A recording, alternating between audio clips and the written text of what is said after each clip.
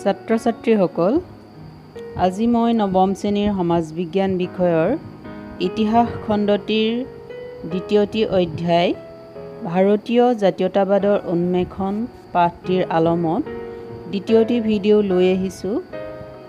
ভিডিঅ'টিত কি আছে জানো আহাচোন।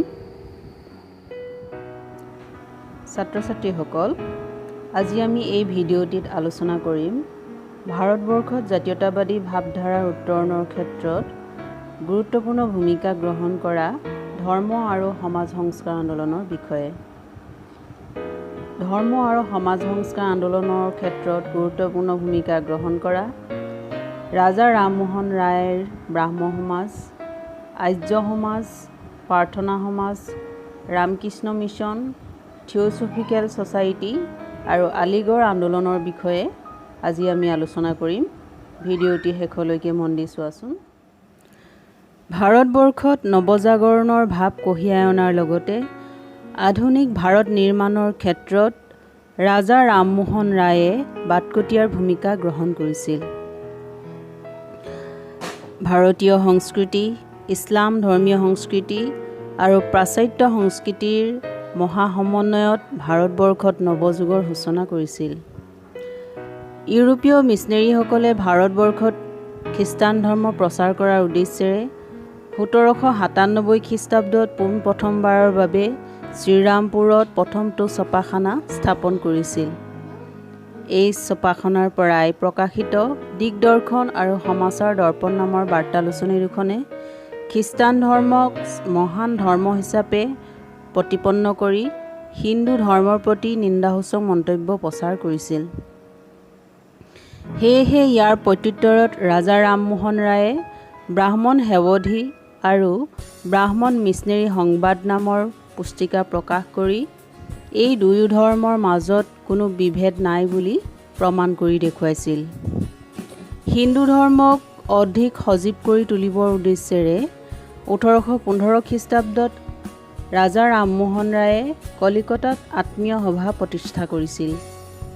ইয়াৰ পিছতেই 1828 খ্ৰীষ্টাব্দত ব্ৰাহ্ম সভা নামৰ এটা অনুষ্ঠান স্থাপন কৰে আৰু এই সভাই পিছলৈ ব্ৰাহ্ম সমাজ নামেৰে বিখ্যাত হৈ পৰিছিল।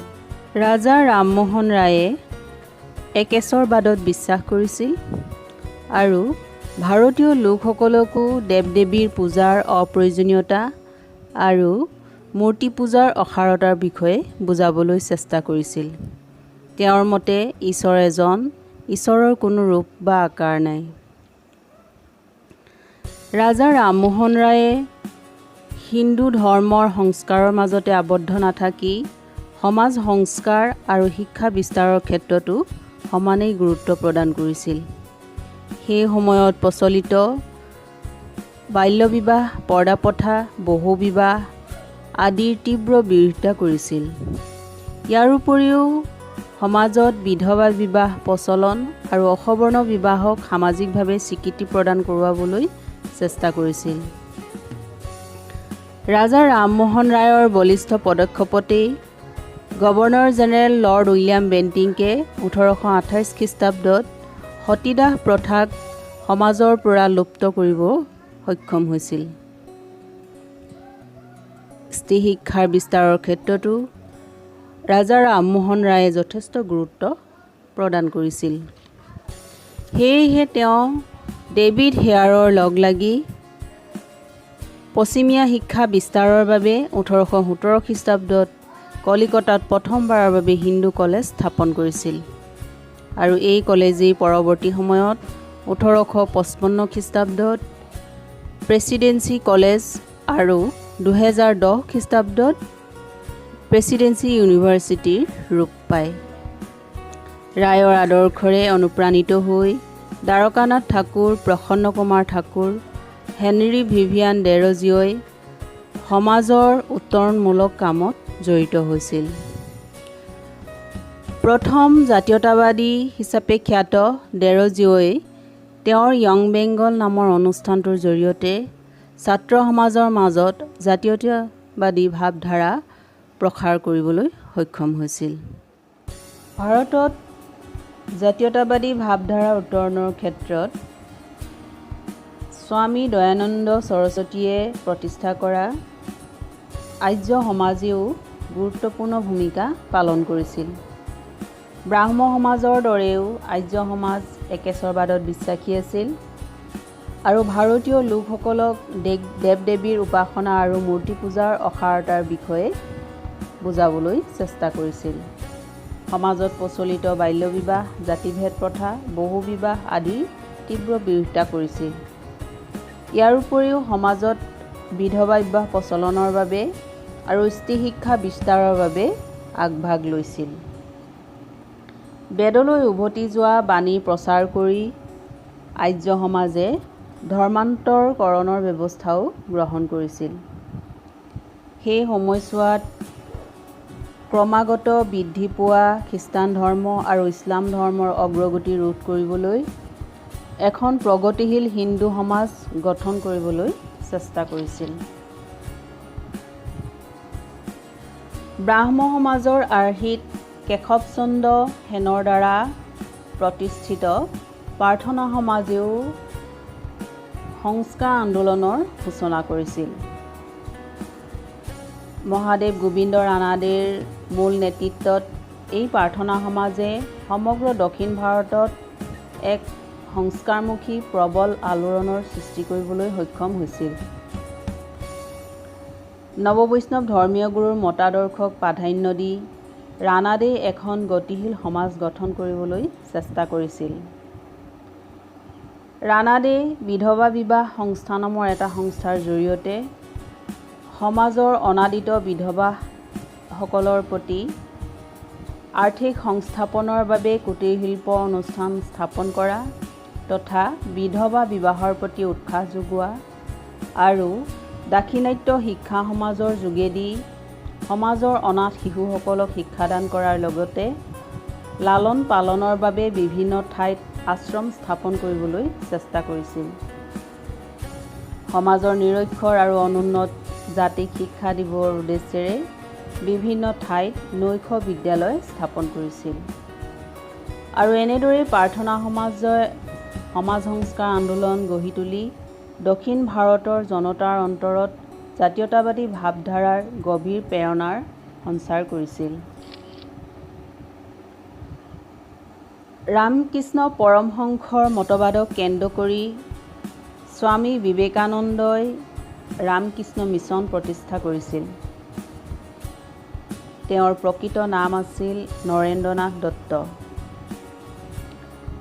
স্বামী বিবেকানন্দৰ ধৰ্মসাধনাৰ বিশেষত্ব আছিল ভাৰতীয় লোকসকলৰ মনত স্বদেশ প্ৰেমৰ সঞ্চাৰ কৰা, ভাৰতীয় লোকসকলৰ মনত আত্মবিশ্বাস জগাই তোলা আৰু ভাৰতীয় লোকসকলৰ মাজত আধ্যাত্মিকতাৰ ভাৱ বিকাশ ঘটোৱা। স্বামী বিবেকানন্দই হিন্দু ধৰ্মৰ প্ৰকৃত সত্য দেশে বিদেশে বিস্তাৰ কৰিবলৈ চেষ্টা কৰিছিল। সেয়েহে তেওঁ 1893 খ্ৰীষ্টাব্দত আমেৰিকাৰ চিকাগো চহৰত অনুষ্ঠিত বিশ্ব ধৰ্মসভাত হিন্দু ধৰ্মৰ ওপৰত সাৱলীল বক্তৃতা দি আমেৰিকাবাসীক মুগ্ধ কৰিবলৈ সক্ষম হৈছিল।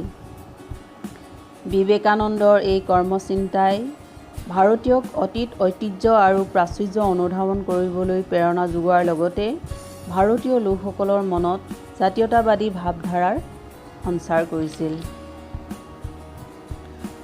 সমাজ সংস্কাৰৰ ক্ষেত্ৰত দেশীয় অনুষ্ঠানসমূহৰ উপৰিও থিঅ'ছফিকেল ছ'চাইটি নামৰ এটা আন্তঃৰাষ্ট্ৰীয় সংস্থাৰ শাখাই এনি বেচাণ্টৰ নেতৃত্বত ভাৰতবৰ্ষত সমাজ সংস্কাৰমূলক কাৰ্যসূচী গ্ৰহণ কৰিছিল।